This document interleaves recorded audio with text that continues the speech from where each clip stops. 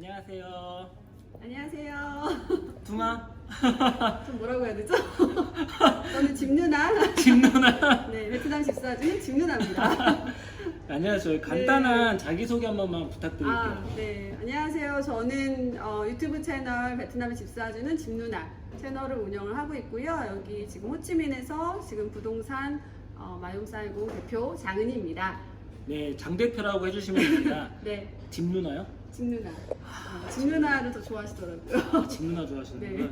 네. 그러면은 베트남으로 오신 계기가 어떻게 되신 건지 좀 간략하게 좀 어. 설명해 주시면 감사하겠습니다. 네, 저는 원래 이제 베트남에 지금 한 8년 차이고요. 8년 오래됐죠. 네.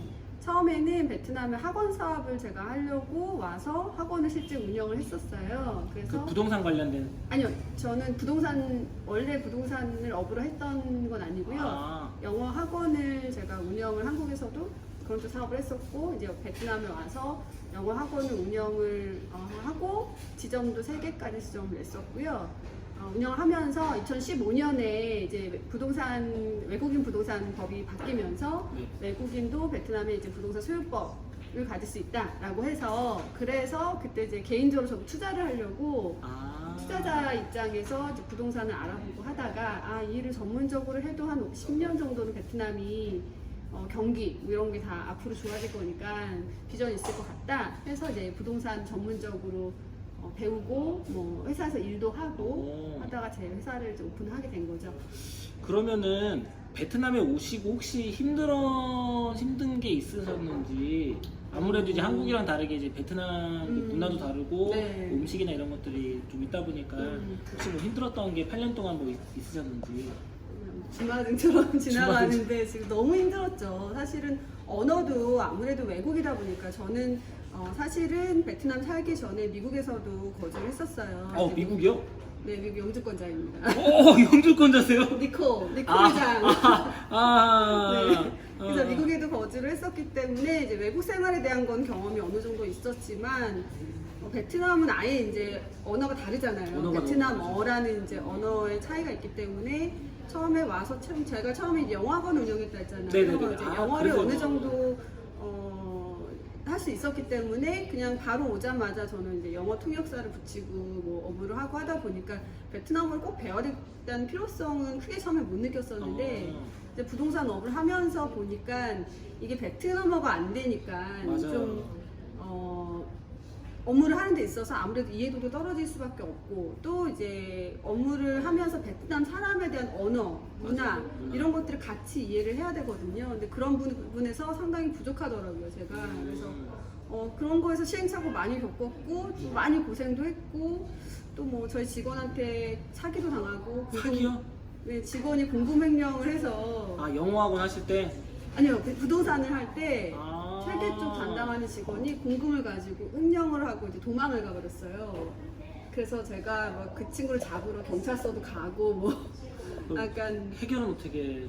근데 정말 저는 베트남에서 그런 사고가 났을 때 찾을 수 있는 확률은 거의 2%다라고 하는데, 저는 정말 운이 좋게 그 친구를 잡았어요. 잡았고 이제 초범이라고 해야 되죠? 초범이어서 그리고 나이도 워낙 어리고, 그러니까 순간적으로 이 친구가 아마 충동적으로 그렇게 한 것 같아요. 그래서 저는 이 친구를 잡고 어쨌든 이 친구의 아버지가 돈을 물어주고 돈을 돌려받았어요. 그게 굉장히 좀 극히 희귀한 케이스, 예. 다 희귀한, 정말 운이 좋았다라고 하는데 그걸 계기로 저도 많이 좀 배웠죠. 이제 베트남 사람 우선 무조건 믿으면 안 되겠다. 그쵸, 무조건 이런 것도 배웠고, 사업을 하는 데 있어서 언어도 정말 중요하다 해서 그때부터는 이제 저도 뭐 베트남어도 개인 레슨도 하면서 조금 배우고. 지금 뭐 베트남어는 그렇게 잘하진 않는데요. 이게 베트남어가 해보셔서 아시겠지만 의욕이 안 생기는 언어예요. 맞아요. 그러니까 내가 할 줄 안다고 말을 해봐도 사람들이 제 말을 못 알아듣고, 영어는 콩글리시를 해도 사람들이 이해를 하거든요. 근데 베트남어는 정확하게 성조 지켜서 말해주지 않으면 이해를 못하니까 해도 의욕이 안 생기더라고요. 그래서 배우다가 조금 그만두고 하긴 했는데, 이제 제가 이 부동산 업무를 지금 한 5년 이상을 하다 보니까 어떤 부동산에 관련된 거, 뭐 계약서를 보고 뭐 기본적인 이해, 단어나 이런 것들을 좀 알다 보니까 한 70% 정도는 이해를 하는 것 같아요. 그러면은 그 오시고 나서 원래는 영어 쪽 그 학원을 하셨다가 그럼 부동산으로 옮기시고 난 후에 네. 그 달라지게 된 변화 같은 게 좀 있나요? 크게 변화된 부분은 저는 제 가치관이 좀 많이 바뀌었거든요. 기존에는 제가 영어 학원을 하면서 어떻게 하면 한 달에 진짜 뭐 학생을 몇 명을 더 늘릴까 아니면 뭐 매출을 뭐 얼마를 더 늘릴까 이거에 좀 집중을 했다라면 제가 부동산을 하면서 특히 이제 그 2015년 16년 때 투자를 많이 하셨던 분들은 중국에 계신 분들이 많았어요. 그때 뭐 상해 이런 데서 부동산 2억 아파트가 20억이 돼서 뭐 세채 60억씩, 100억씩 뭐 이렇게 버신 분들이 정말 많았고 그때는 저희가 오히려 전문가가 아니라 그분들이 더 투자에 대한 전문가인 거죠. 중국 부동산을 경험을 했기 때문에 베트남도 중국처럼 똑같이 이런 정책을 쓸 거고 앞으로 이렇게 바뀔 거고 부동산이 이렇게 될 거다. 아무래도 사회주의다 보니까 예, 같은 사회주의이기도 하고 이제 그러니까 경제가 발전을 하면서 부동산 시장이 어떻게 성장했는지를 그분들은 실제적으로 다 경험을 하신 거잖아요. 몇십 년 동안, 그쵸. 10년, 20년 동안. 그러니까 저보다 더 인사이트가 있으신 거죠, 그분들이. 그래서 그런 분들의 투자 마인드, 뭐 투자에 대한 어떤 인사이트 이런 걸 자꾸 듣고 하다 보니까 저도 생각이 바뀌는 거예요. 그래서 저 역시도 부동산 업을 하면서 과연 베트남 부동산 사서 정말 오를까? 반신반의하면서도 뭐 앞으로는 시장이 좋아질 거고 괜찮지 않을까 막연하게 생각을 했던 부분이 있었다면 그분들의 어떤 투자 확신 이런 것들을 보고 진짜 이렇게 되겠구나 진짜 어느 지역이 정말 뜰 수밖에 없겠구나 그런 것들도 투자에 대한 경험이 있으시고 실제 체험해보신 분들은 눈에 다 보이잖아요. 그쵸. 그런 거에 대한 인사이트, 경험을 많이 배우면서 저도 많이 성장했던 것 같아요. 그래서 지금은 이렇게 코로나 때문에 사실은 요즘 영업 되게 힘들거든요. 저희도 한국에서 못 들어오시고 투자자분들도 못 오시고 하다 보니까 그렇지만 오히려 뭐 이런 시장에서 당장에 뭐 한두 채를 덜 팔더라도 내가 그 전에 어떻게 투자를 해서 오히려 투자 쪽으로 나는 어떻게 수익을 낼 것이며 그렇게 생각하는 방향이 많이 바뀐 것 같아요. 그래서 그러면은 요즘에 이제 그 베트남에 대해서 한국 분들이 가장 많이 궁금해하시는 게 네. 팩트로만 말하겠습니다. 그 코로나가 터지기 전이랑 코로나라고 하면 안 돼요. 노로나가 터지기 전이랑 노로나가 터진 후에 요르나가 뭐지? 그렇게 말해도 네. 안 그러면은 그 유튜브 정책상에 그래요? 이게 그럼 요를레이라고 할까요? 요롤레이가 터지기 네. 전이랑 네. 터지기 후랑 그 장 누나님이 네. 직접적으로 집을 팔은 과연 그 전후의 차이가 얼마큼 많이 나는지 팩트로 한번 알려줄 수 있을까요? 그러니까 판매 어떤 수익? 그렇죠. 아니면 대략적으로 계약 건수? 건수가 제일 낮겠네요. 계약 건수요? 계약 건수는 80% 줄었죠. 정말 많이 줄었죠. 코로나가 요로나가 터지기 직전, 그러니까 3월 이전과 3월 이후로 봤을 때 3월 이전하고 이후가 80% 정도 차이 났고요. 심지어 2월, 3월에 4월 계약을 하기로 했던. 그러니까 저희가 뭐 부동산 계약은 계약서 쓴다고 바로 계약하는 게 아니거든요. 그렇죠. 베트남은 여기 이제 뭐 위임 절차도 있고 뭐 계약을 변경해야 되는 절차도 있고 이런 서류 처리들이 많기 때문에 한 달 정도는 다 텀이 있어요. 그럼 가계약을 하고 계약 취소된 건도 한 50% 취소가 됐어요. 왜냐하면 못 들어오셨기 때문에 여기서는 하는 길이 계약을 안 하려면 열렸으니까. 들어와서 뭐 공증도 해야 되고 계약서도 쓰고 사인도 하고 해야 되는데 못 오셨어요. 그래서 계약이 줄줄이 취소가 되고 실제적으로 영업의 타격이 아주 컸죠. 그러면은 지금도 계속 베트남에 계시는데 네. 그러면 향후 대책 및 그다음 활동 계획은 이제 어떠신지 요로나 전이랑 지금 이제 후에 이제 80% 정도의 이제 매매 매출이 이제 떨어졌다고 하니까 그렇죠. 그럼 향후 대책 및 활동 계획은 어떠신지 좀 궁금해서 원래 이렇게 진지하신 분이 아는데 이게 너무 진지하게 뭐 활동 계획 뭐 이런 거 물어보시니까 적었습니다. 원래 좀 친분이 있으신데 원장님이 그래도 이제 너무 이런 막 리포터처럼 이런 이제 부동산 진지하게. 공원 관련돼서는 네. 좀 이게 웃음기 빼고 엑기스만 이렇게 전달해드려야 되는 네. 것도 이게 맞는 것 같아가지고요. 구독하시는 분들이 갑자기 너무 진지하셔서 또 당황하셨어요. 진지할 때도 네. 있습니다. 네. 네, 우선 뭐 여기 또 투자에 관심 있는 분들도 많이 있으실 것 같으니까 팩트를 말씀을 드리면 지금 사실은 저희 그러니까 회사 입장에서는 매출이 줄 수밖에 없는 게 계약이 줄줄이 이제 취소가 되거나 아니면 다 보류가 되거나 하다 보니까 실제 계약 건수는 줄어들었어요.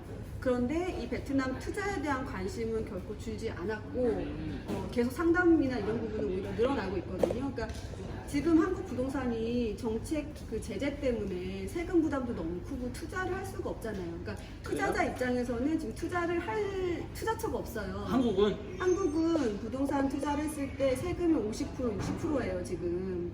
그러니까 뭐 진짜 한 채가 있지 않은 한 자기가 살고 있는 한 채가 있지 않은 한 투자의 개념으로 두 채, 세 채, 1가구 2주택도 안 되죠. 세금도 60% 이상 나오죠. 그러니까 이제는 뭐 심지어 분양 투자를 했을 때도 그거에 대한 양도소득세며 뭐 보유세 이런 것들이 부담이 거의 40~50% 이상이에요.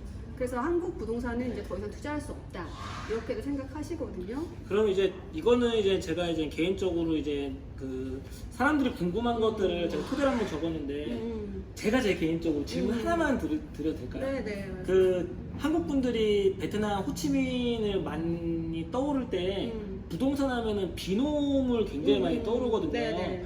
그리고 그 노로나가 터지고 난 후에 비놈 집값들이 좀 떨어진 걸로 좀 알고 있거든요. 네. 근데 과연 그 장로님께서는 지금 이 시기가 과연 집을 살 수 있는 투기의 시기인지 아니면 조금 더 기다렸다가 사도 괜찮은지 그리고 과연 이 떨어진 게 이 정도면 맞는 건지 아니면 더 떨어져야 되는 건지 네.